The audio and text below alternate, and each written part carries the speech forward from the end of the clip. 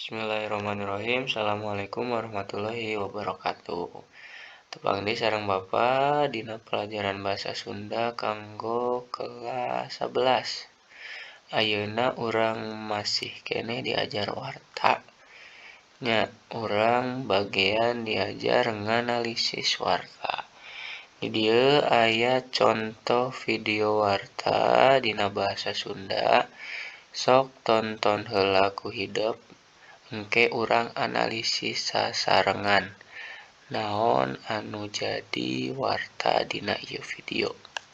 Mangga. Nah, kami ayeuna mah wartana ti bidang olahraga. Pamirsa ya teh aya 66 peserta kaasup 2 Fight Master, hiji Women Fight Master dan 3 National Master makalangan dina turnamen catur anu jejerna Super Chess Community Cup 2022 anu langsung di Kota Bandung.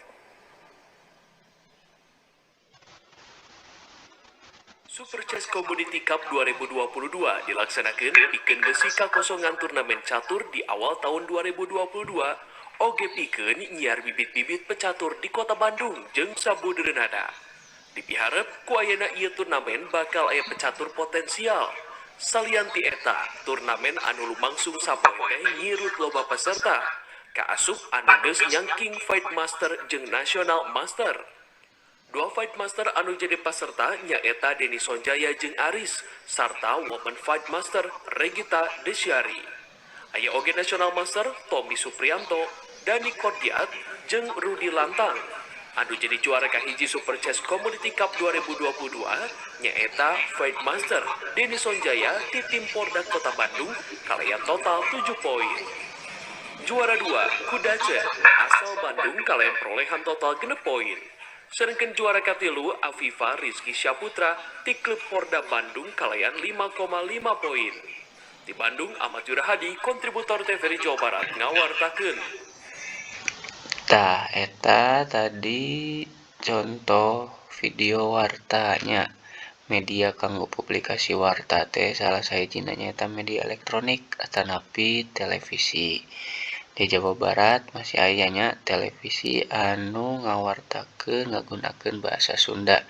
Salah sahijina nyaeta TVRI Jawa Barat. Ayeuna urang analisis warta dumasar kana unsur-unsurna. Nyaeta naon 5W1H. Tah lamun bade nganalisis warta kadinya we ngagunakeun unsur-unsur warta. W anu kahiji nyaeta word atanapi naon dina basa Sunda mah dipake pikeun nanyakeun judul, topik atanapi eusi warta. Tah tina tadi contoh video warta urang mendakan judulna teh, topikna teh atanapi eusina teh ngeunaan turnamen catur Super Chess Community Cup 2022. Kapendak tah hiji. Anu kadua nyaeta where, di mana. Dipake pikeun nanyakeun tempat atanapi lokasi warta. Tadi turnamen teh diayakeun di mana? Di Kota Bandung. Luyu nya sareng warta anu tadi aya dina video. Sesuai. Yang ketiga, anu katilu nyaeta when, iraha atau dalam bahasa Indonesia adalah kapan. Dipake pikeun nanyakeun waktu dina warta. Janten warta eta teh iraha kajadianana atanapi diliputna di awal tahun 2022. Nya luyu sareng anu aya dina video. Tos 3W nya what, where, when. Naon, di mana, sareng iraha. Kantun 3 deui. Anu kaopat nyaeta who atau saha atau siapa. Dipake pikeun nanyakeun jelema atau lembaga anu aya dina warta. Dina hiji warta. Tadi dina warta turnamen catur teh nyaritakeun atanapi aya sabaraha contohna 60 peserta nya.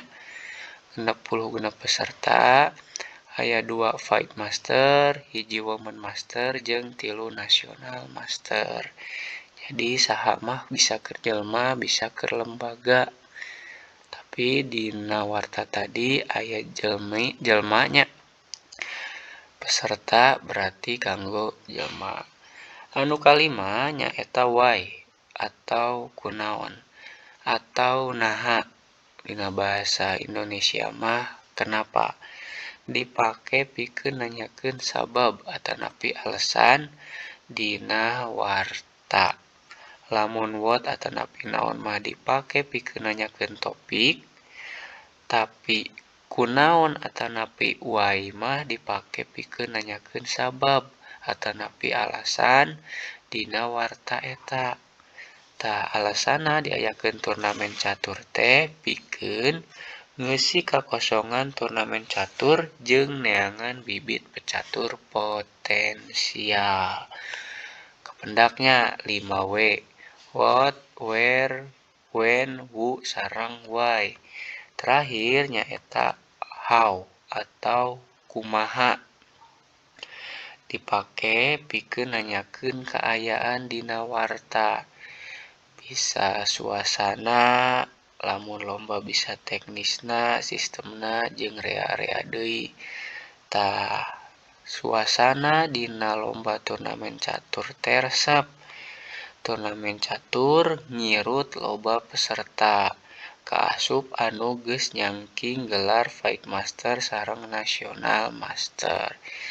Janten warta tadi ngeunaan turnamen catur teh menarik. Banyak peserta. Buktinya yang sudah mempunyai gelar Fight Master dan National Master juga mengikutinya. Nah, eta jadi nganalisis warta dumasar unsur-unsurna. Aya how, why, who, kemudian when, where, what nya. 5W 1H teh. Nah, tong tebih-tebih urang lamun bade nganalisis warta dumasar kana unsur-unsur warta. Sakitu banginten materi kanggo dinten ayeuna. Mangga ditonton kalawan daria, lamun aya patarosan tiasa ditaroskeun di kelas. Ngalangkungan WA atanapi dina kolom komentar. Hatur nuhun, billahi taufiq wa hidayah. Wassalamualaikum warahmatullahi wabarakatuh.